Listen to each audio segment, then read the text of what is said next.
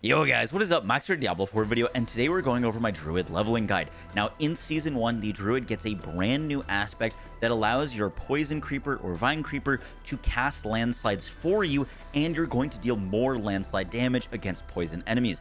Landslide was already one of the best, if not the best, leveling skill for the Druid, and today we're going to go over my guide for leveling from 1 to 50, what aspects you should look for, where you should be farming, and exactly how you should be speccing your skill points. I hope you enjoyed the video. Let's get right into it. On screen right now is the new aspect that we're going to be incorporating into our leveling build. It reads Poison Creepers active, also cast Landslide in a circle around you. First skills deal 10% increased damage to poison enemies. Now Landslide, we can make it guarantee crit. It is one of the hardest single target hitting skills for the Druid, but it lacks AoE damage, and this aspect is going to help us so much with that. Now, in order to unlock this aspect, we need to do our season journey for chapter 1. Now, the season journey is a new mechanic added in these seasons, which is going to give you quests to do. And when we do 7 out of our 9 quest objectives for chapter 1, we're going to unlock this aspect for our character. And the quest objectives are relatively simple, and you can do them really early. For example, completing a dungeon is going to give us one of these unlocks.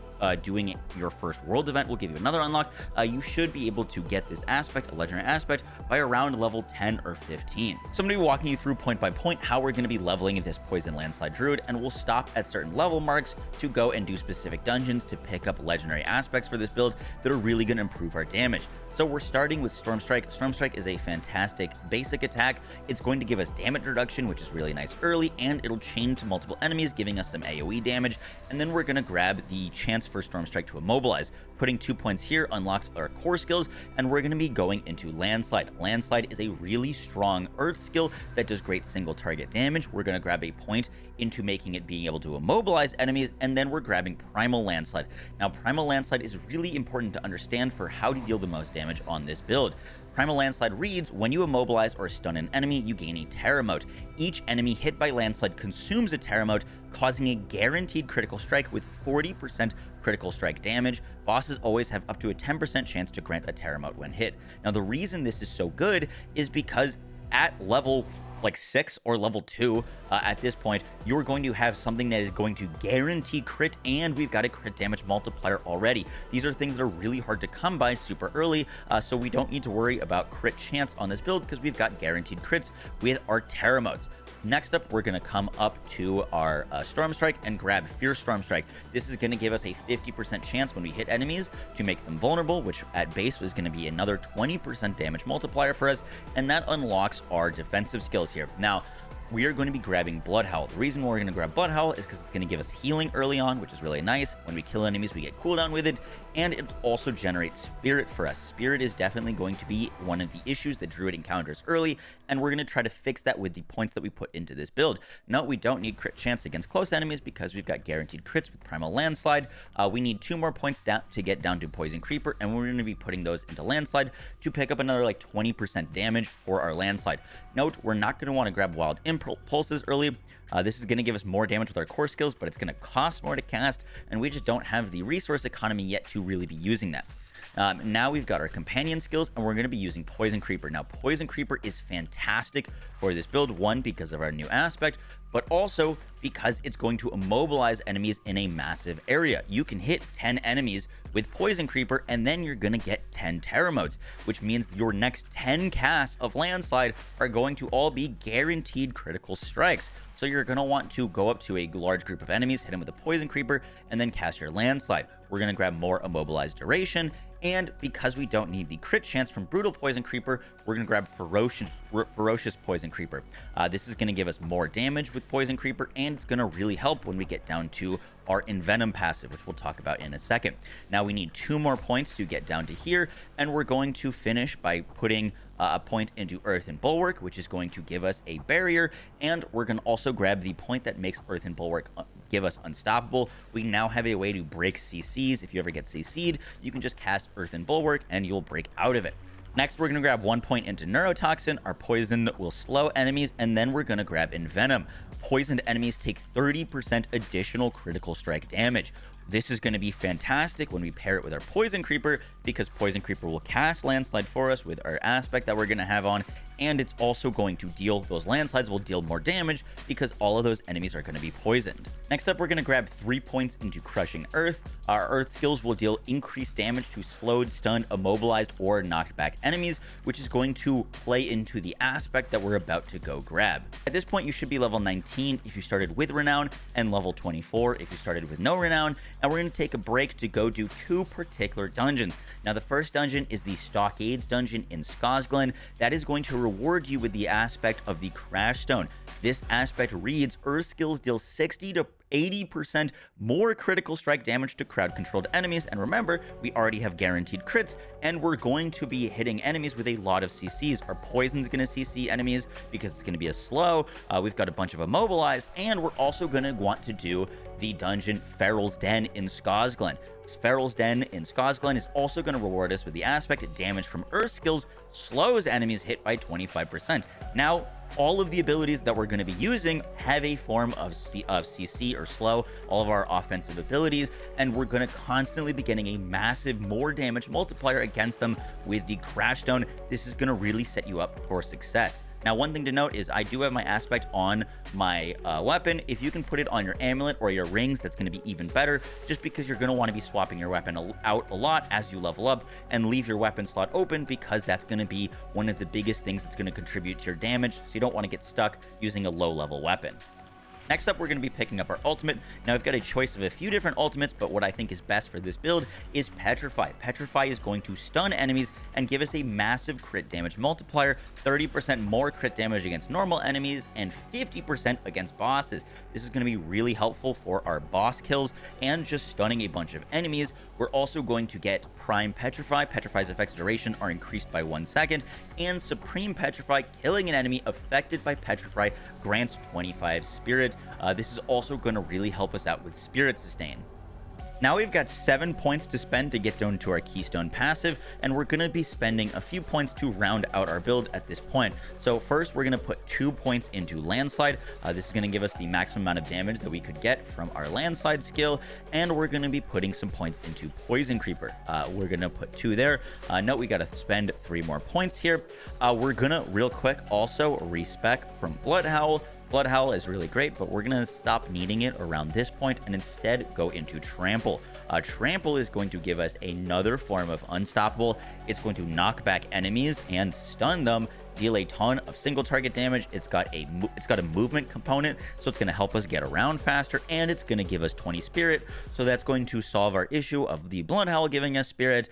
And now that we've respec that, we've still got 3 more points we need to spend, so we're going to round out our Poison Creeper, put 2 points there and 1 point into Call of the Wild. This is going to maximize the damage from our Poison Creeper and also give us more damage with it via the Call of the Wild node.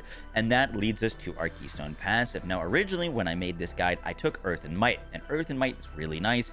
It has a chance to restore all of our Spirit, which feels really great. However, it is a lucky hit chance, and right now, on our character, while we're leveling, we're level 34 without any Renown, and under level 30 with Renown. We just don't really have any sources of lucky hit, so we are going to be taking the Earth and Might passive later, but we're going to grab Nature's Fury first. This reads, casting a Earth skill has a 30% chance to trigger a free Storm skill of the same category. In addition, casting a Storm skill has a 20% chance to cast a free Earth skill of the same category. What this allows us to do is whenever we use Petrify, we have a chance to proc Cataclysm. Whenever we use our Landslide, we can proc Lightning Storms or Tornadoes.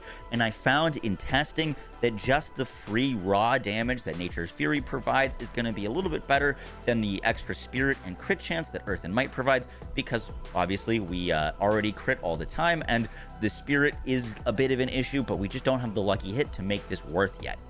So now we're level 35 or 30, and we're going to take a break to go do a few more aspect grabs. Now that we're around level 30, we're going to grab 2 aspects that are going to be really nice for us.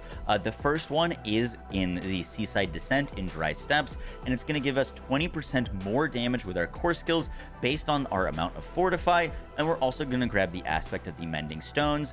This is found in the Sealed Archives in Dry Steppes. This is around Act 3. That's going to extend the duration of Earthen Bulwark and allow us to replenish it.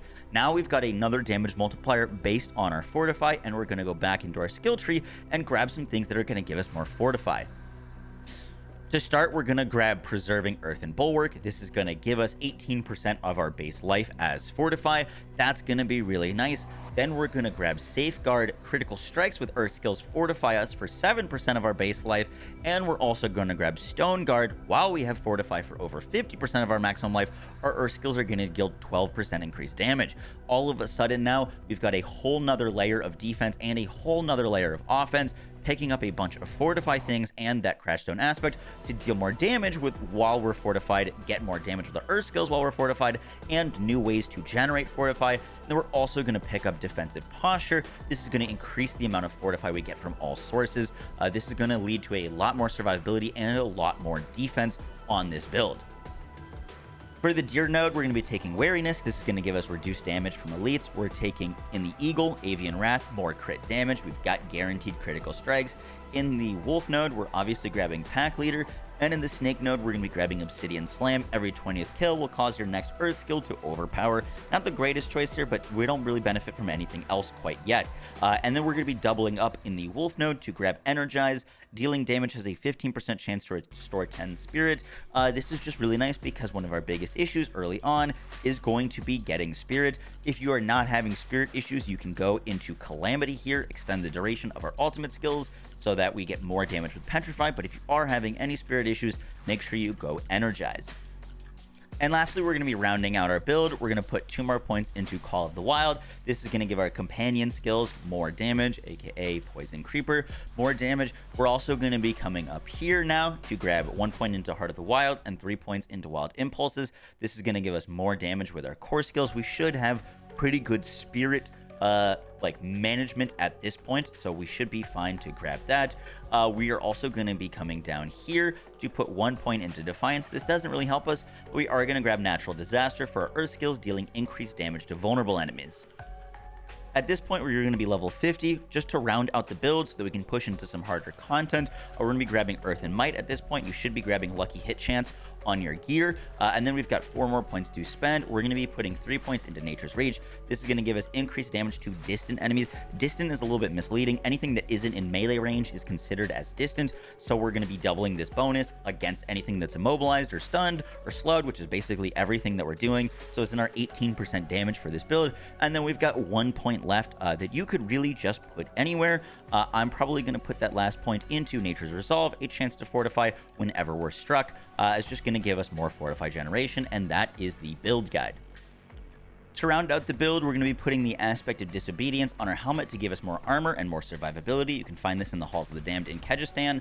On our boots, we're going to be putting the Ballistic aspect. When you have Fortify, your Earth skills gain +2 ranks, another 20% damage for our Earth skills. We're going to be grabbing the aspect of the Trample to Earth. Now, these two are both like wishlist aspects. If you can't get these, that's totally fine. There is no dungeon to get these from, but they're going to give us a massive amount of damage on this build. Trample now summons 6 Landslide Pillars of Earth during its duration that deals 70 to 80% normal damage. Trample is also now a nature and a Earth skill. And then we can also grab the aspect of the Aftershock. Landslide's Earth Pillars each strike a second time and deal additional bonus damage per hit. These two together are going to give us a massive amount of damage that's going to help us push into World Tier 4 content. On our weapon slot, we're probably going to be using the Poison Creeper cast Landslide. I'm not sure at this moment if that's a defensive aspect, a utility aspect, or an offensive aspect, so not sure where it would fit. But another thing that we could also put on is the aspect of Natural Balance, which casting a Storm skill, our basic attack, is going to give us 45% more crit damage with our Earth skills, such as Landslide. And that is going to conclude our build guide. For more on Diablo 4, stay tuned to IGN.